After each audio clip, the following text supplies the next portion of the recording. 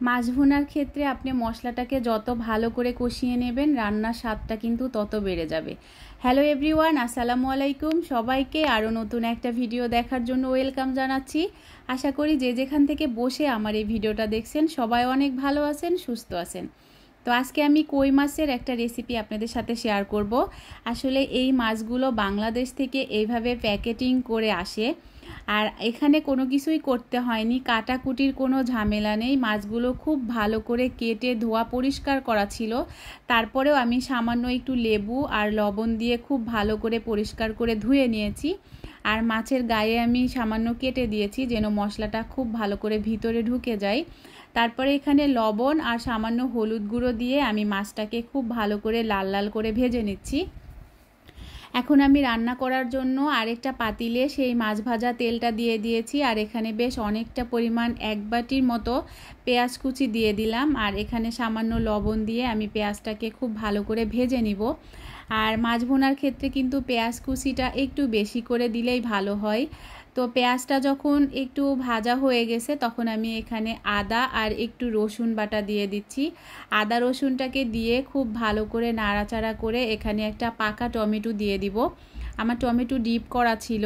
পাকা টমেটোটা দিলে মাছের কালারটা যেমন খুব ভালো আসে, ঝোলটাও কিন্তু একটু ঘন হয়, খেতে ভালো লাগে।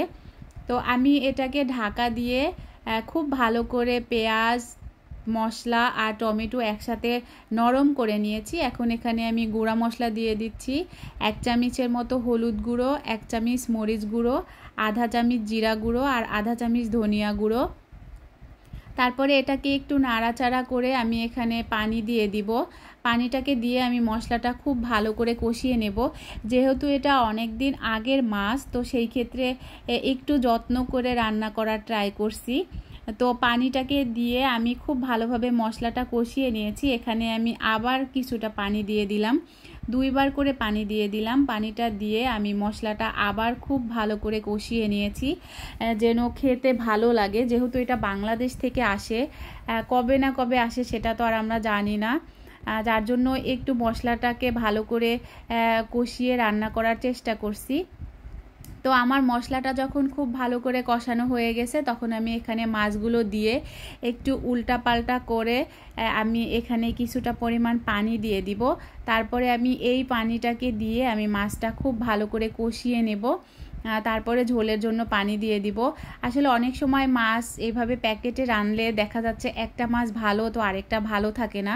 তবে আজকের কই মাছগুলো আমি যখন ধুচ্ছিলাম তখনই দেখলাম যে মাছগুলো বেশ অনেকটা ভালো ছিল, ফ্রেশ ছিল, আর এটা দেখতেও বেশ অনেক বড় সাইজের ছিল। তো আমি যে পানিটাকে দিয়েছিলাম সেটা দিয়ে কিন্তু খুব ভালো করে কষিয়ে নিয়েছি চুলার জালটা মিডিয়ামে রেখে। এখন আমি এখানে ঝোলের জন্য পানি দিয়ে দিচ্ছি।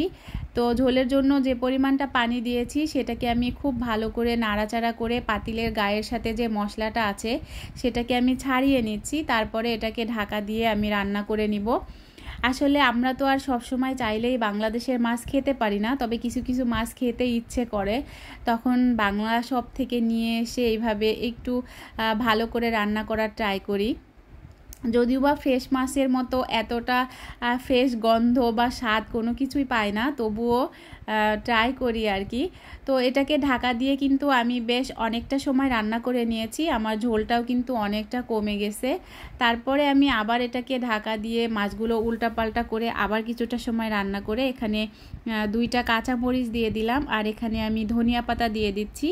ধনিয়া পাতাটা আমার ডিপ করা ছিল। আর এখানে খুব সামান্য পরিমাণ জিরা ফাঁকি দিয়ে দিচ্ছি, যেহেতু মাছটা ফ্রোজেন করা ছিল। তো জিরাটা দিলে কিন্তু খুব সুন্দর একটা ফ্লেভার আসবে। জিরাটা দিয়ে আমি খুব ভালো করে নাড়াচাড়া করে দিয়ে এটাকে আর 2 থেকে 3 মিনিটের মতো রান্না করব। তারপরে আমি চুলার জালটা বন্ধ করে দিব। তো আলহামদুলিল্লাহ আমার রান্নাটা একদম কমপ্লিট। আর দেখুন এটা দেখতে কতটা লোভনীয় হয়েছে, খেতেও আলহামদুলিল্লাহ ভালো হবে আশা করি। সবাই ভালো থাকবেন, সুস্থ থাকবেন। আল্লাহ হাফেজ।